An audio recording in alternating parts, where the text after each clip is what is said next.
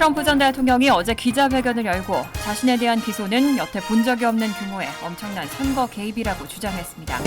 트럼프 전 대통령의 대선 캠프가 가짜 머그샷을 인쇄한 티셔츠를 판매하고 있습니다.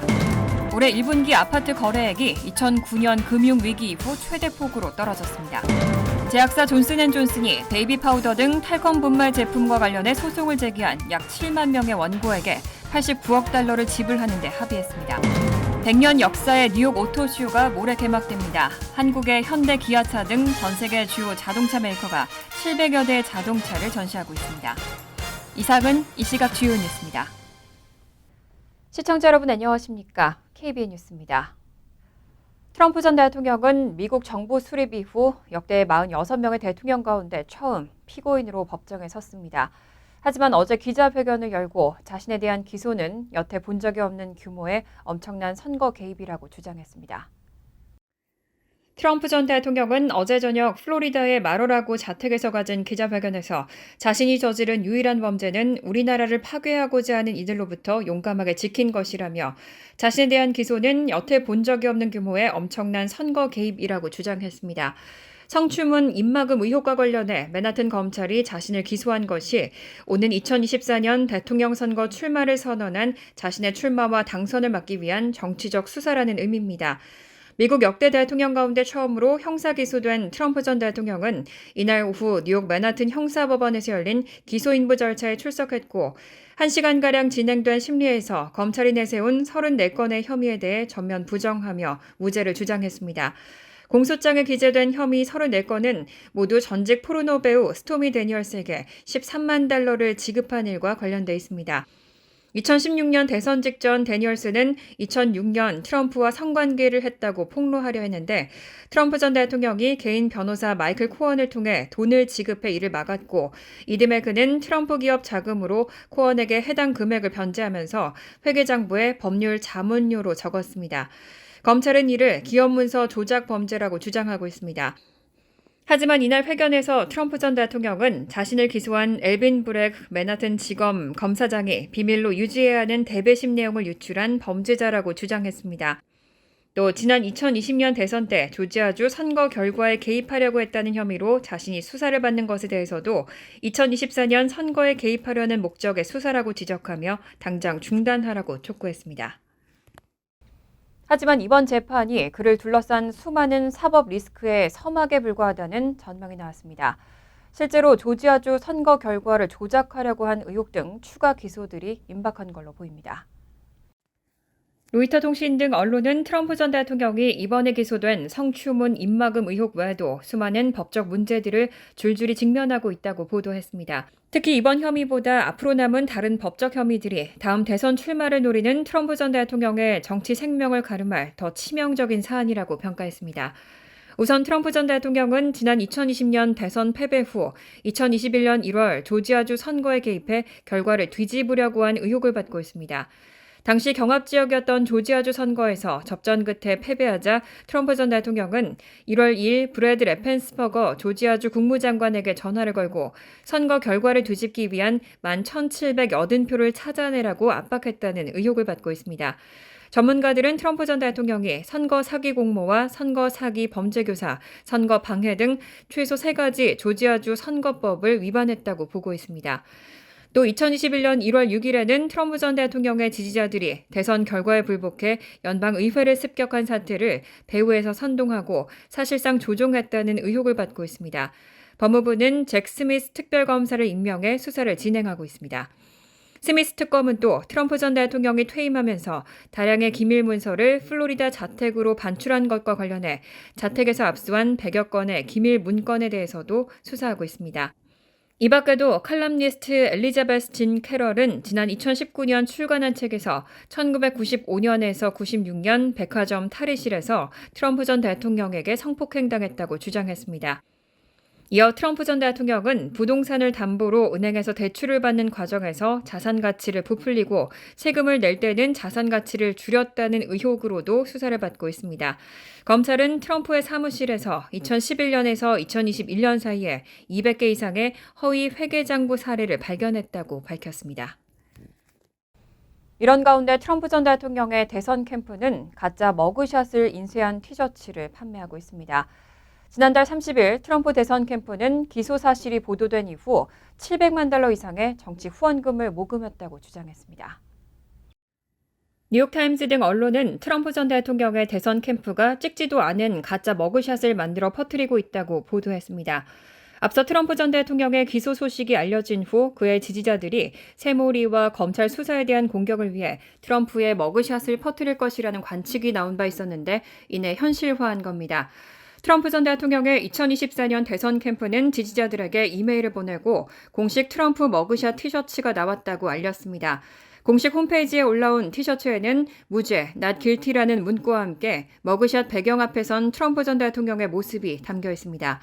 이름 아래에는 트럼프 전 대통령이 기소인부 절차를 위해 법원에 출석한 날짜를 뜻하는 0404-2023과 함께 45, 47이라는 숫자가 적혀 있습니다. 45대 대통령을 지낸 트럼프가 차기 47대 대통령이 되기를 바란다는 의미로 해석되고 있습니다. 이 티셔츠는 트럼프 전 대통령의 대선 캠프 홈페이지에서 $36에 판매되고 있는데 기부금 $47를 내면 공짜로 보내지고 있습니다. 뉴욕타임즈에 따르면 트럼프 대선 캠프는 지난달 30일 그의 기소 사실이 보도된 이후 700만 달러 이상의 정치 후원금을 모금했다고 주장하고 있습니다. 뱅크 오브 아메리카가 미국의 경기 침체가 임박했다고 시사하는 중요한 신호 3가지를 발표했는데요. 이 가운데 이미 2개의 불이 켜졌다고 지적했습니다. 오늘 경제 매체 비즈니스 인사이더에 따르면 뱅크 오브 아메리카는 지난 150년 역사 동안 경기 침체가 닥치기 직전에 나오는 분명한 3가지 신호가 있고 현재 이 중 2가지 신호가 켜졌다면서 주식시장에 재앙적 결과를 초래할 가능성이 있다고 지적했습니다. 뱅크 오브 아메리카가 1800년대 말 이후 미국에서 발생한 침체 30개를 분석한 결과 침체 신호 3가지는 첫째, 국채 수익률 곡선의 스티프닝, 둘째, 대출 조건 강화, 셋째, 연준의 비자발적 금리 인하인데 현재 앞에 2가지는 이미 켜졌습니다. 뱅크 오브 아메리카에 따르면 국채 수익률 곡선에서 장단기 금리가 역전된 이후 기울기가 가팔라지는 스티프닝 현상은 주가 급락을 선행하는 경향이 있습니다. 또 수익률 곡선이 가팔라지고 역전되지 않는 경우도 일반적으로 불황이 몇 개월 앞으로 다가왔다는 신호라고 강조했습니다. 두 번째 신호는 대출 조건이 엄격해졌다는 점입니다. 연방준비제도는 1960년대부터 은행들의 대출 조건을 추적해왔는데 현재 상당히 엄격한 상태로 뱅크 오브 아메리카는 대출 조건이 침체 없이 이렇게 엄격한 적은 없었다고 덧붙였습니다. 세 번째 신호는 연준의 비자발적 금리 인하로 아직 금리 인하는 없지만 시장의 압박은 커지고 있습니다. 뱅크 오브 아메리카는 경기 침체가 발생해 나타나는 베어마켓에서 증시는 일반적으로 첫 번째 금리 인하 이후 25% 넘게 떨어진다며 연준이 첫 번째 금리 인하를 단행하면 현금을 모으는 것이 좋다고 조언했습니다. CME 페드워치에 따르면 선물 시장에서 투자자들은 연준이 5월 금리를 한 차례 올리고 6월 동결, 7월에는 인하할 것으로 예상하고 있습니다. 올해 1분기 아파트 거래액이 2009년 금융위기 이후 최대 폭으로 떨어졌습니다. 실리콘밸리 은행의 파산으로 촉발된 지역 은행의 위기가 이제는 부동산 시장으로도 번질 수 있다는 우려가 커지고 있습니다. 부동산 데이터 업체인 코스타그룹에 따르면 올 1분기 아파트 거래액은 140억 달러로 지난해 같은 기간과 비교해 74% 감소했습니다.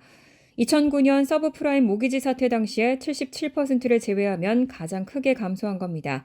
이런 감소는 초저금리 시기 부동산 시장이 지나치게 활성화된 데 따른 기저효과로 볼 수 있습니다. 2020년대부터 0%대 금리가 유지되면서 텍사스, 플로리다 등을 중심으로 쌈짓돈이 몰렸고 2021년 4분기 아파트 판매량은 1,150억 달러까지, 다음해 1분기에는 541억 달러를 기록한 바 있습니다.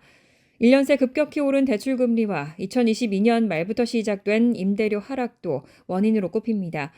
여기에 1972년 이후 최대 규모인 50만 채 이상의 아파트가 올해 새로 공급될 예정이라 전망은 더욱 어둡습니다. 또 지역 은행의 연쇄 위기가 이미 얼어붙은 부동산 시장에 악재로 작용할 수 있다는 분석도 나왔습니다. 지역 은행들이 엄격한 대출 기준을 적용하고 여유 자금을 확보하기 위해 유동성을 축소하고 있기 때문입니다. 중앙은행에 따르면 상업용 부동산 대출 잔액 가운데 상위 25개 은행을 제외하고 중소형 은행의 비중은 71%에 달합니다. 사무용 부동산 시장에도 경고음이 울렸습니다. 리샤 셀럿 모건 스탠리 최고 투자 책임자는 상업용 모기지 2조 9천억 달러 중 절반 이상이 재융자 대상이라며 신규 대출 금리는 3.5에서 4.5% 인상될 가능성이 높고 오피스 공실률은 20년 만에 최고치에 근접해 붕괴될 가능성이 높다고 진단했습니다. 이런 가운데 금값은 온스당 2,000달러를 돌파했습니다. 지난해 3월 이후 13개월 이래 최고치를 기록하면서 사상 최고치에 육박하고 있습니다. 어제 뉴욕 상품 거래소에서 금값은 전날보다 온스당 1.93% 오른 2,022달러 20센트에 마감했습니다. 지난해 3월 이후 처음으로 2,000달러 선을 넘어선 겁니다. 이런 상승세는 노동부가 2월 구인 이직 보고서를 공개하는 데 영향을 받은 것으로 분석됩니다. 보고서에 따르면 기업들의 구인 건수는 993만 건으로 2021년 5월 이후 가장 적었습니다. 고용 지표가 이렇게 둔화되는 건 미국의 경기 침체 우려가 높아진 것을 의미하기 때문에 연방준비제도가 금리 인상 사이클을 추가로 완화할 수 있다는 시장의 기대감을 높이고 있습니다. 이에 따라 이번 주 달러화가 약세를 보이면서 금값은 2020년 8월 기록한 사상 최고치 2,075달러 47센트 돌파를 시험할 것으로 전망됐습니다.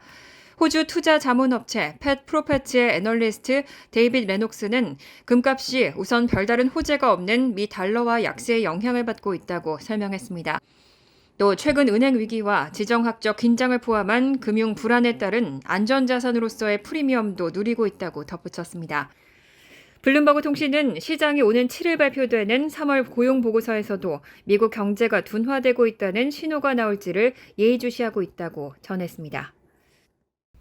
제약사 존슨앤존슨이 베이비 파우더 등 탈건 분말 제품으로 암등에 걸려 피해를 봤다며 소송을 제기한 약 7만 명의 원고에게 89억 달러를 지불하는 데 합의했습니다. 제약사 존슨앤존슨이 자사의 탈건 분말 제품이 암을 유발한다고 주장해온 7만 명에게 89억 달러를 지불하는 데 합의했습니다. 직전 제시액의 4배가 넘는 제안입니다. 이번 해결안은 89억 달러의 신탁 설정이 가능해지도록 파산 신청을 한 존슨앤존슨의 한 자회사를 통해 25년간에 걸쳐 지불됩니다. 제약사는 파산 법원이 이를 승인하면 베이비 파우더 등 탈크가 들어있는 존슨앤존슨 제품과 관련한 현재 및 장래의 법적 문제가 모두 해소된다고 전했습니다. 난소암 및 종피종으로 사망한 사람의 유족을 포함해 약 7만 명에 달하는 원고 측 변호인단은 성명을 통해 10년 넘게 끌어온 법 다툼에서의 중대한 승리이자 획기적인 사건이라고 평가했습니다. 또 존슨앤존슨 탈크 기반 제품이 일으킨 부인과 계통 암으로 고통받고 있는 수만 명의 여성들에게 커다란 승리라고 덧붙였습니다. 원고들은 이 회사 제품에 쓰인 활석 탈검에 발암물질인 성면이 섞여 오염돼 있다고 주장해왔습니다. 존슨앤존슨 경영진은 129년 전부터 팔기 시작한 자사 베이비 파우더를 포함해 성면 노출 위험을 수십 년 동안 인지하고 있었던 것으로 알려졌습니다. 다만 이 안이 최종적으로 확정되기 위해서는 법원이 먼저 존슨앤존슨의 자회사인 LTL 매니지먼트의 새 파산 신청과 해결안 자체를 용인해야 하고 원고 측 다수가 이 해결안을 지지하고 있다는 사실을 확증해야 합니다. 존슨앤존슨은 2021년 본 회사가 탈크 소송에 연루되지 않도록 LTL 자회사를 설립하고 파산을 신청했습니다. 최종 해결의 관건인 자회사 LTL의 새 파산에 관한 절차는 다음 주 시작됩니다. 다국적 제약회사 일라이릴리가 획기적인 비만 치료제를 내놨습니다. 이달 말 FDA에 승인을 신청할 계획이라고 밝혔습니다. 다국적 제약회사 일라이릴리가 식품의약국 FDA에 획기적 비만 치료제의 승인을 신청할 계획입니다. 마운자로라고 불리는 이 신약은 시판 중인 기존 치료제보다 훨씬 강력한 체중 감량 효과를 지닌 것으로 알려졌습니다. 월스트리트저널은 이날 체중 감량 약물의 킹콩이 다가오고 있다는 제목의 기사를 통해 마운자로를 자세히 소개했습니다. 체중이 104kg에 달하는 비만 환자는 17개월 동안 진행된 마운자로 임상 3상 시험에서 평균 23kg 가까이를 감량했습니다. 경쟁업체인 노보노디스크의 위고비보다 더 뛰어난 효과입니다. 월스트리트저널은 지금까지 어떤 약물도 이런 효과를 내지 못했다고 평가했습니다. 또 앞으로 몇 달 안에 FDA의 승인을 받을 것으로 예상되고 일부 환자들은 이미 이를 널리 사용하고 있다고 전했습니다. 마운자로는 원래 인슐린 기능이 떨어져 발병하는 제2형 당뇨병 치료제로 개발됐는데 혈당을 높이지 않은 상태에서 인슐린 분비를 자극하고 포만감을 높여서 식욕을 억제하는 원리를 극대화하는 비만 치료제로 추가 개발됐습니다. 릴리는 이달 말 FDA에 신약 승인을 공식 신청할 예정이고 빠르면 내년 초쯤에는 정식 허가가 날 것이라고 전망하고 있습니다. 100년 역사의 뉴욕 오토쇼가 모레 개막됩니다. 한국의 현대, 기아차 등 전 세계 주요 자동차 메이커가 700여 대의 자동차를 전시하고 있습니다. 개막에 앞서 공개된 미디어데이에 지한샘 기자가 다녀왔습니다. 미국에서 가장 오래되고 전 세계에서 가장 영향력 있는 자동차 전시회 중 하나인 뉴욕 오토쇼가 이번 주 금요일부터 맨해튼 제이콥 자비치 센터에서 개최됩니다. 일반 공개에 앞서 열린 오늘 미디어 행사에서는 유명 자동차 브랜드들의 새로운 모델들이 공개됐고 한국 자동차 브랜드 현대와 기아도 야심차게 준비한 새 모델들을 공개했습니다.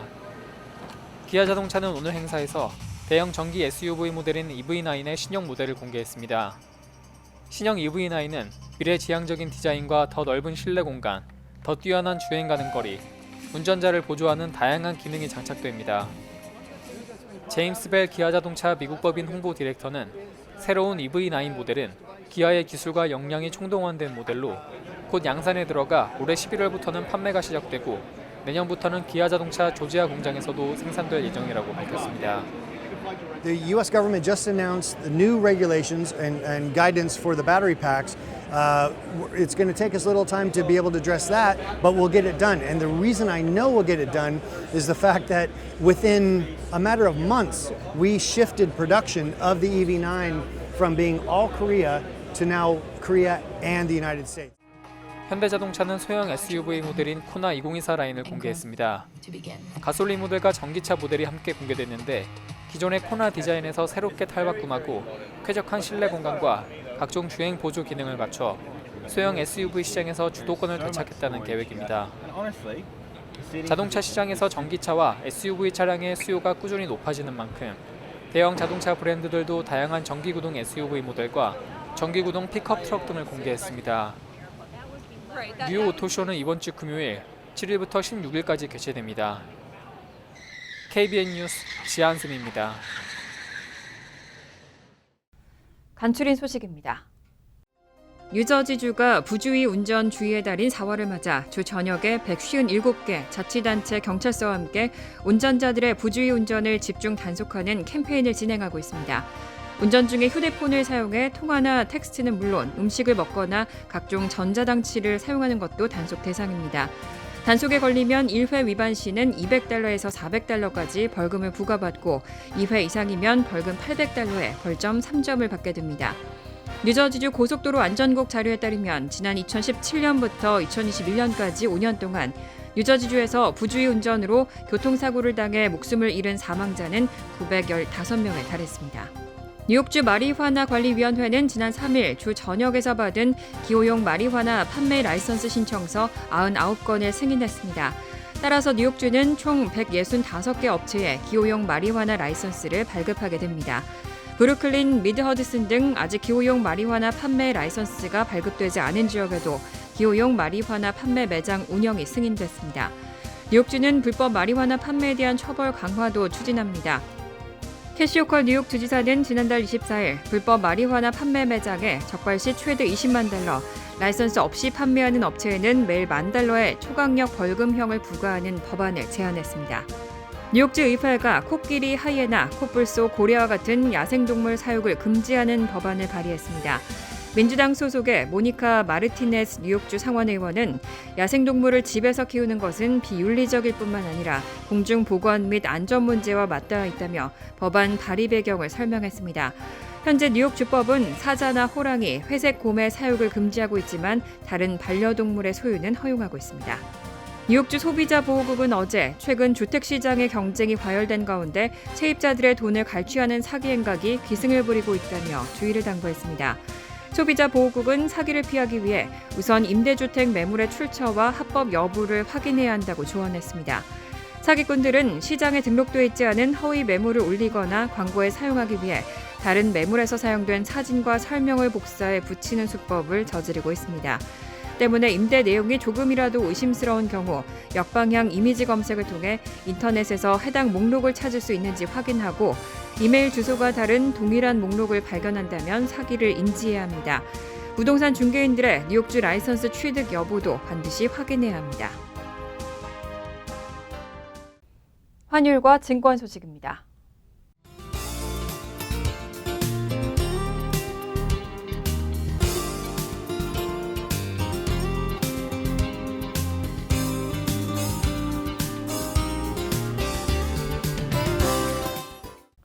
이어서 날씨입니다. 목요일은 흐린 가운데 때때로 천둥 번개와 함께 소나기 내릴 가능성이 있습니다. 낮 최고 기온은 79도, 섭씨 26도, 밤 최저 기온은 50도, 섭씨 10도로 예상됩니다. 금요일은 대체로 화창하겠습니다. 토요일도 대체로 화창하겠습니다. 이상으로 KBN 뉴스를 마칩니다. KBN과 함께 즐거운 저녁 되시기 바랍니다.